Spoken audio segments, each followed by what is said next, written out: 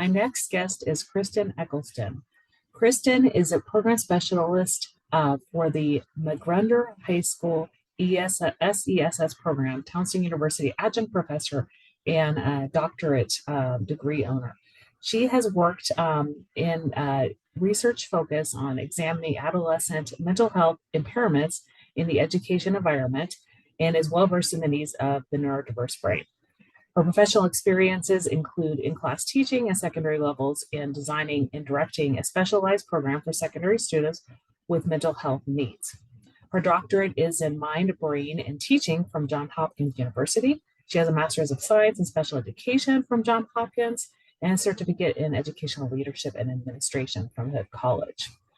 She is also a National Board Certified Teacher, Exceptional Needs Specialist, and holds an Advanced Placement Educator Certificate.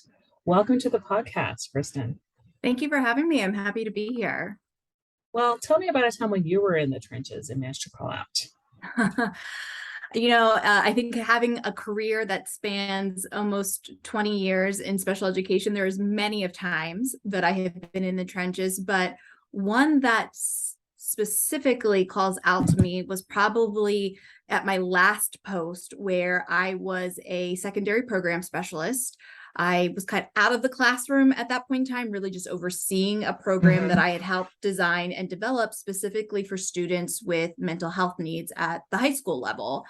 And this was a circumstance where when we had first started this program on its first year, we had 5 students, and it just seemed to take off. This idea, and this was pre-pandemic even, so this idea of a need for specialized programs for students with mental health was showing us how prevalent that it was needed.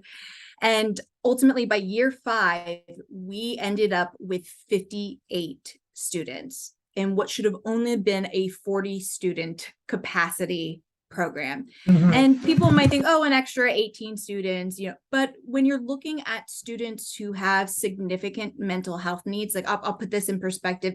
Had this program not existed, these would have been students who would have otherwise been put into private placements that the county would have needed to pay for. But because this program now existed, there was a place for these students to go and get a more detailed level of academic support and social emotional support.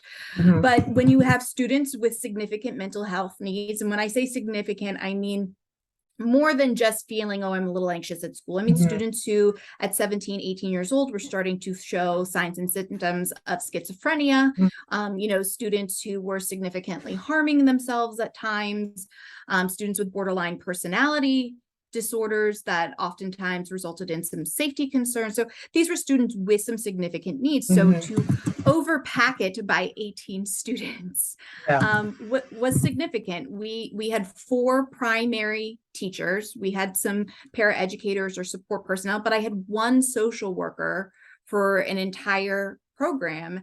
And it felt like all the time that we were never able to progress forward or put procedures or processes or structures because it was just being firefighters every single day. I was the program director per se, not a clinical person, but essentially my office almost became the waiting room to the social worker's office because we just didn't have the supports that we needed. I had a phenomenal administrative team. My principal, I can't say enough positive things about him. So he was definitely on my side, but this was more of an issue at a central office level, more than just within the school level, of saying, hey, we have 58 students with significant needs. And at times we have major incidences that occur, safety incidences, because of the level of mental health needs that are occurring. We need more supports. We need more bodies. I need more teachers in order to be able to offer more classes. I mean, part of the program was supposed to be this idea that there was only 5 to 10 students within a classroom, and that was part of the services of this program. Well, with 58 students, now you had close to having normal classroom sizes of 20 plus students. And it was one of the most frustrating things. And I felt very in the trenches and very alone because I felt like we had created this beautiful program over 5 years. My staff and I had been together from the beginning, my social worker, and we had really worked with having students who were school avoidant, who were now coming to school every single day, who were engaged, who were feeling more confident. So here is this building of this beautiful thing, and you just felt like it was going to crumble only because you were not getting the support or the resources that you needed in order to sustain it.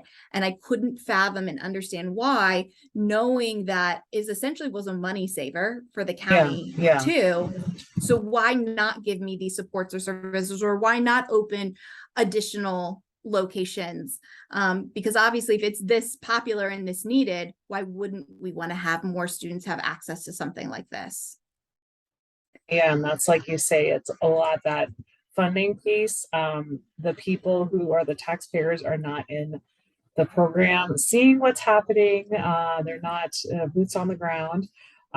So like you've now shifted. So you're working consulting.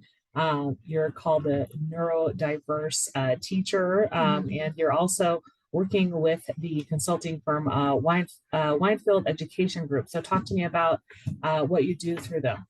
Absolutely. So part of the story that I just shared with you was kind of my awakening that there was a need for students with mental health needs to get supports and services. And I loved what was there and what had been created, but I felt like it needed to be bigger than just my kind of small little piece of the world. And so what I did was I stepped out now, and I am the director of social emotional services for the Weinfeld Education Group, where I am a partner. And I specifically work with families of students with mental health needs to ensure that they are getting the supports and services that they need, either through a 504, an individual education plan, or just through accommodations and supports that are set up within the school building. But there are a lot of students out there, especially post-pandemic, who are really struggling with their mental health. I think so much so that the White House has even finally started to take notice. About 2 weeks ago, a press release went out talking about the youth mental health crisis that we have on our hands. And so I'm an advocate for that, and making sure that students feel like they have a space to go to and feel like they can be successful and they can thrive. I tell students all the time, school doesn't have to be your favorite thing in the world. For many students, it will never be your favorite thing, but let's at least make it tolerable and make it feel like you can show up every day and be your authentic self and feel confident in what you were doing there. To try to kind of break through that one size fits all mentality of education and provide students with something that's a little bit more individualized to them. So that is what I do as the neurodiverse teacher. I work with Weinfeld Education Group as an advocate, as an expert witness at times for court cases, specifically looking at brain functioning, processing, helping students get the supports and services they need. But then also as a speaker and an advocate to mental health, I help corporations in learning how to best work with their neurodiverse learners, because I find that there is often a link to that mental health piece with being neurodiverse. But I think that time in the trenches really showed me the needs that are out there in the education. So part of what I'm doing now is just trying to be that voice to shed light to some of these topics and these issues. I think especially with what you're seeing with this mass exodus of teachers right now too, that there needs to be a voice. We need to start talking about what were the things that made people feel like they were willing to give up their tenure, their pensions, their career, and leave. Why did it get so bad, and what are those things, so we can start talking about them so we can fix them? Yeah, it's so important to remember, what is the root of the problem, right? It's not going to go away. It's just Right. gotten worse. And when you were in Montgomery County Public Schools, so director of SPED as well, working as a program specialist, so you were kind of that person who would oversee the schools and the students that have the 504s and the IEPs. So you said this was pre-pandemic. So how was that support, maybe getting getting your eyes on the schools, getting boots on the ground, and those types of things? And how do you think it's like maybe gotten worse in the past couple of years? I always felt like special education, you always had to be a squeaky wheel to get the supports that were needed. I don't, Yeah. I felt like that my whole career leading up to the pandemic, which was 15 years in the school system, I felt like you were constantly having to fight or advocate for what students needed or what supports and services need to be in place, or saying, hey, these procedures and processes are, they don't work anymore. Why aren't we doing it this way? And that always seemed to be one of the biggest challenges of trying to get people to say, oh, why are we doing it that way? It was always like this mentality of, well, that's the way it's always been done, even though it might not have made sense anymore. So I feel like prior to the pandemic, it was a struggle. There was many entrenched moments where you needed more supports or you needed more resources, but I think it's only gotten worse since the pandemic.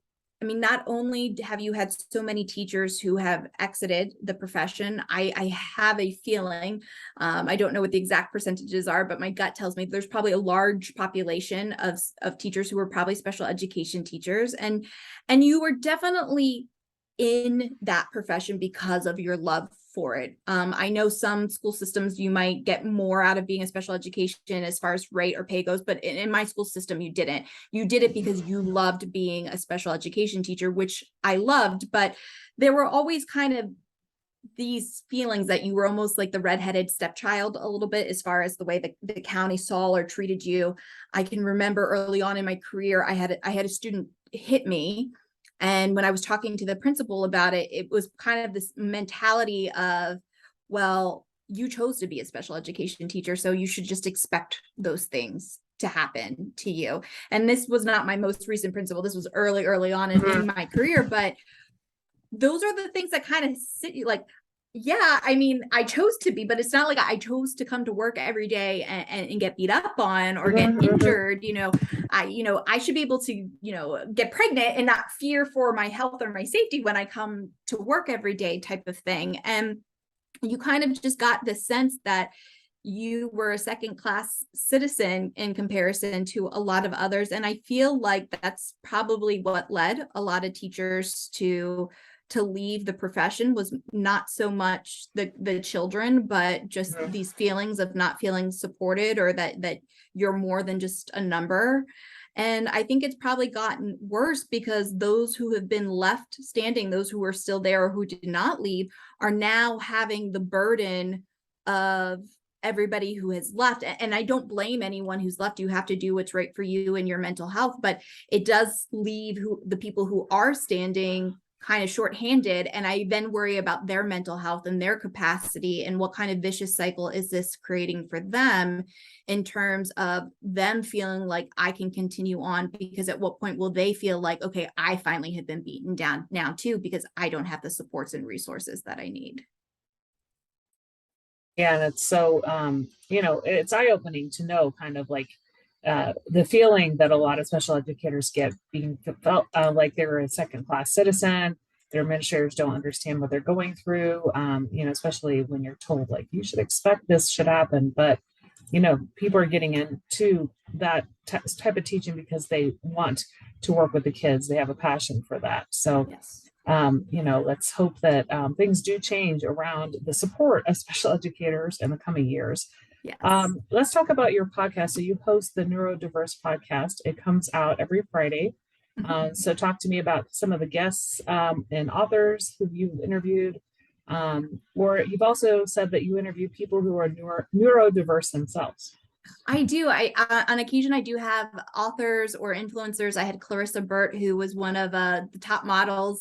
She came on and it was fantastic. But I think some of the conversations I love is, I recently had an individual, his name is Hamish Hallett, who is phenomenal. He is a promoter of auditory processing disorder, but he's also a successful journalist as well. And it was really great to have him come on, because really what the Neurodiverse Teacher podcast is all about is for youth to really be able to connect and see other individuals who might be neurodiverse or are speaking to neurodiversity and mental health, knowing that they're not alone, knowing that it's okay to stand out, seeing people who have been neurodiverse, who have had challenges in school who've then gone on to be successful. To me, that's that purpose of that podcast and what I felt was needed. I feel like so many students I had worked with in the past or even currently, there's this current idea of, I don't want to be different. I don't want to be seen different. Although I have neurodiversity, I have ADHD, I have autism, any of those things that make them feel less than or not want to stand out. I really want to share this message of no, stand out. That's what makes you you. That's what makes you wonderful. It's okay to be different and you're not alone in your feelings, but here's what you can achieve and what it can look like when you finally take ownership of who you are and really embrace how you're different and apply it in a positive way. And so that's really what the platform of the Neurodiverse Teacher podcast is supposed to express. It's just this idea of accept who you are and really own it, because that's when these kind of wonderful things will start happening for you. And it's interesting, like I mentioned, you have your doctorate in mind, brain, teaching. What was some of the research that you did during your doctorate into neurodiversity?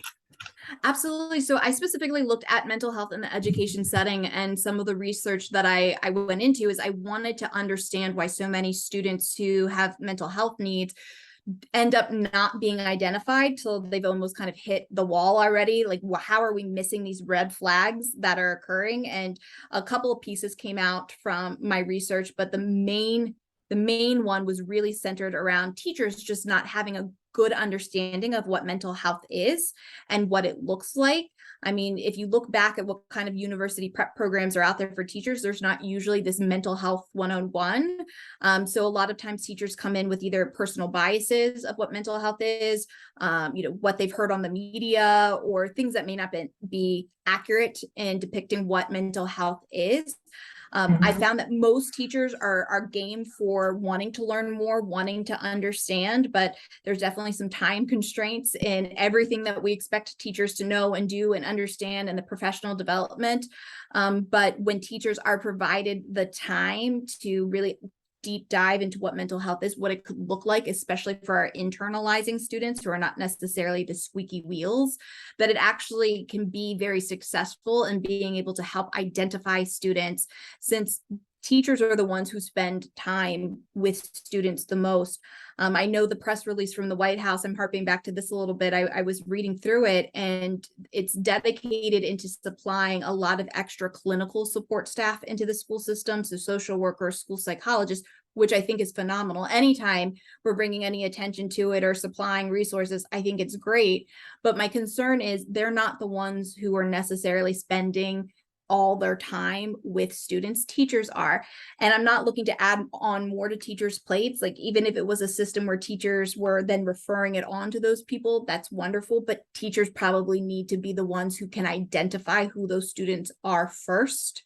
And there was nothing in this plan that had anything to do with helping teachers to understand what mental health is, or what it looks like, or how to best serve your student, or what your classroom structure or lesson plans should look like when you know you're dealing with students with mental health. And that was concerning to me, because to me, it was just kind of putting a Band-Aid on a bullet hole, that we're not really going to achieve what we want to achieve if the people who actually need to know the information are not being given to it. I think you would find a lot of teachers who were like, please help me understand what this looks like, but I'm not necessarily the clinical person, but I can help you identify and point these students out and start shepherding to them to the people who can get them the supports, the services, or the resources.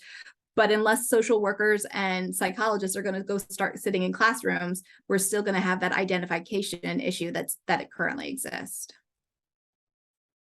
So you've talked a lot about advocacy and some of your passion around that. What are some other areas around advocacy for students with special needs and their families that you would like to share on this podcast?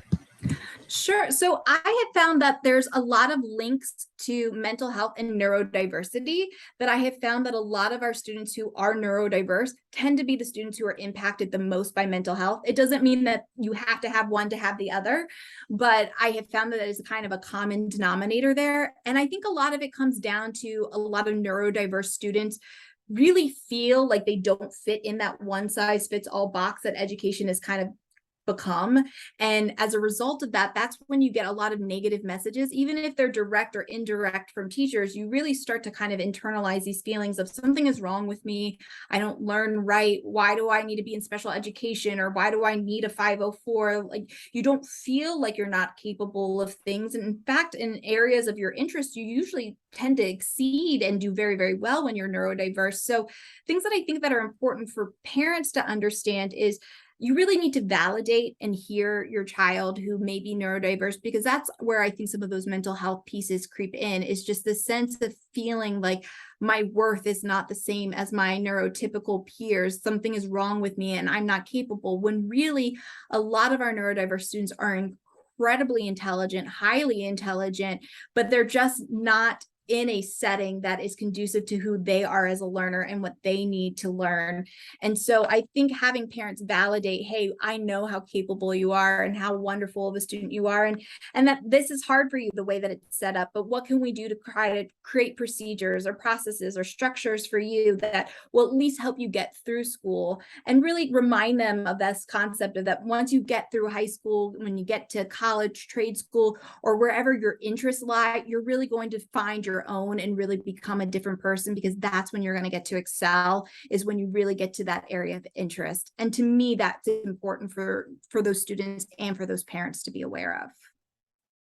Yeah, it's all about like looking at kids' strengths, finding out like what they can do and what this leads them to be successful in. And I think, yeah, as a preteen, younger teens, kids that are younger than that, it's often hard to, see that they are different and embrace those differences. Yes. Because as a teen, we feel like being different makes us weird or makes us stand out. And I think you have a lot of neurodiverse people who are good at masking that, because you don't want to feel weird or stand out. But hopefully one day they find out that, oh, wait, well, that's actually what makes me me. That's what really makes me, that's my gift or my talent, is this thing that I didn't want people to know about me. And really talking about neurodiversity, I think, is a way to start normalizing it too, and letting people know that there's a lot of other people out there, incredibly smart, talented celebrities. Simone Biles, when she came out during her Olympic days, talking about how she was ADHD, things like that to me are really important for neurodiverse youth to hear, because I think that helps with that mental health piece of not feeling as alone and seeing other people be successful who are also dealing with some of the same things they are. Well, we've talked a lot about neurodiversity, embracing differences, your podcast, and your research. Out of everything we've discussed today on the podcast, what's one thing you'd like listeners to remember? I'd like them to remember that they are amazing individuals. To me, no matter who you are, if you're neurodiverse, if you're neurotypical, you would just have so many gifts. But I want you to remember that everybody else has other things that they're dealing with, other gifts that they have, and really just remember to embrace one another, that we're kind of all in this together. And the more that we can build up and support one another, the better that we're going to be able to get through some of these challenges and lives and come up with the solutions that we need to create a more harmonious and successful, not only education system, but hopefully world. And I know that sounds very Miss America, but I truly believe that it's a kind of a team effort here. Where can people connect with you and find you online? Absolutely. So they can come and visit me at www.theneuroDiverseTeacher.com, or on Instagram and TikTok, I am at the.neurodiverse.teacher. Great. Well, thank you so much for being on the Out of the Trenches podcast today. It was a pleasure. Thank you for having me. I loved being here. Appreciate it.